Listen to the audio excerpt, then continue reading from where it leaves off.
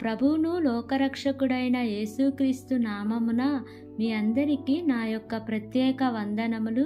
ఈ ఉదయకాల సమయమున దేవుడు మనకిస్తున్నటువంటి వాగ్దానమును చదువుకుందాం. 145వ దావీదు కీర్తన 16వ వచనము. నీవు నీ గుప్పిళ్ళని విప్పి ప్రతి జీవి కోరికను తృప్తిపరచుచున్నావు. ఆమేన్. దేవునికే మహిమ కలుగును గాక. ఈ ఉదయకాల సమయమున దేవాతి దేవుడు ఈ యొక్క వాగ్దానము ద్వారా మనందరితో మాట్లాడుతూ ఉన్నారు. ఈ యొక్క వాక్యమును మనం జ్ఞాపకం చేసుకుంటే ఆయన తన గుప్పిల్ని విప్పి ప్రతి జీవి కోరికలను కూడా తీరుస్తాను అని వాగ్దానం చేస్తూ ఉన్నారు. అంటే పక్షుల యొక్క కోరికను, జంతువుల యొక్క కోరికను, సృష్టిలో ఉన్న ప్రతి జీవి యొక్క కోరికను ఆయన తీరుస్తూ ఉన్నప్పుడు తన చేతులతో చేసుకున్న మనుషుల యొక్క కోరికలను ఆయన తీర్చలేడా? ఆయన తప్పకుండా మనందరి కోరికలను ఆయన తీరుస్తారు. మన దేవుడు ఎంత మంచివాడో తెలుసా? మన అవసరాలే కాదు, కొన్నిసార్లు మన కోరికలను కూడా ఆయన నెరవేరుస్తాడు. ఈ ఉదయకాల సమయంలో ఈ యొక్క వాక్యము వింటున్న ప్రియా సహోదరి సహోదరుడా, నీవు ఏ కోరిక కలిగి ఉన్నావు? ఆయన నీ కోరికను తీరుస్తారు. దావీదు గారికి చక్కని కోరిక ఉన్నది. అదేమిటో తెలుసా? తన గొర్రెలను మేపుతూ ఉన్నప్పుడు, తాను ఆయా పరిస్థితులు చూస్తూ ఉన్నప్పుడు, ప్రభువా, సున్నతి లేని వారు ఇదిగో మా పైన విజయము పొందకూడదు. సున్నతి లేని వారు మా ఇశ్రాయేలు ప్రజలను ఏలటానికి వీలు లేదు. వారికి నీవు ఎవరివో తెలియాలి, నీ గొప్పతనము ఏంటో తెలియాలి, దేవుని నామము మహిమపరచబడాలి అనే కోరిక దావీదులో ఉన్నది. నిజంగా దేవుడు దావీదు కోరికను నెరవేర్చినారు. ఆ ఇశ్రాయేలు ప్రజలు ఫిలిస్తీన్లతో ఓడిపోతున్న సందర్భంలో ముందుకు వెళ్ళి ఆ గొల్యాతును చంపి ఇశ్రాయేలు ప్రజలకు గొప్ప జయ జీవితాన్ని అనుగ్రహించాడు.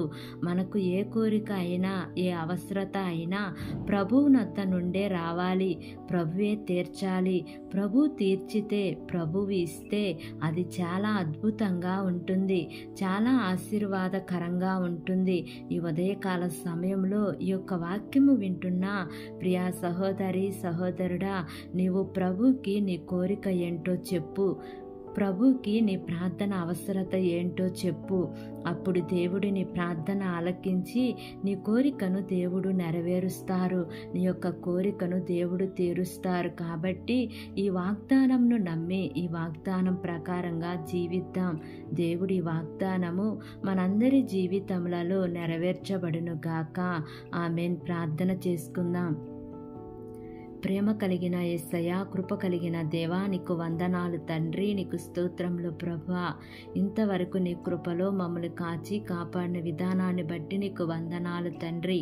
ఈ ఉదయకాల సమయంలో మీరు మాకిచ్చినటువంటి ఇట్టి వాగ్దానాన్ని బట్టి నీకు వందనాలు ప్రభువా. నీ గుప్పిల్ని విప్పి ప్రతి జీవి కోరికను తృప్తిపరుస్తానని అనే వాగ్దానము ద్వారా మమ్మల్ని బలపరిచినందుకు, ధైర్యపరిచినందుకు నీకు కోట్లాది కోట్ల స్తోత్రములు దేవా. మా దేశమును, దేశ ప్రజలను, దేశమును పరిపాలిస్తున్న ప్రతి అధికారుల కుటుంబాలను మీరు దీవించండి, ఆశీర్వదించండి అయ్యా. నీ మేలుల చేత మీరు వారిని తృప్తిపరచమని అడుగుచున్నాను దేవా.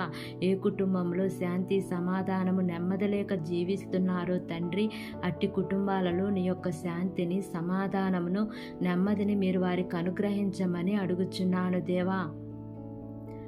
ఈ దినము నూతనముగా ప్రారంభిస్తున్న ప్రతి కార్యక్రమంలో యేసయ్య మీరు ముందుండి నడిపించండి దేవా. అయా, ఈ దినము ప్రయాణం చేస్తున్న ప్రతి బిడ్డకు యేసయ్య క్షేమకరమైన ప్రయాణం వారు చేయటానికి సహాయము చేయమని, నా యొక్క ప్రార్థన ఆలకించి అంగీకరించమని నజరేయుడైన యేసు అతి పరిశుద్ధ నామమున అడిగి వేడుకుని పొంది ఉన్నాము తండ్రి. ఆమేన్, ఆమేన్, ఆమేన్. Praise the Lord. God bless you all.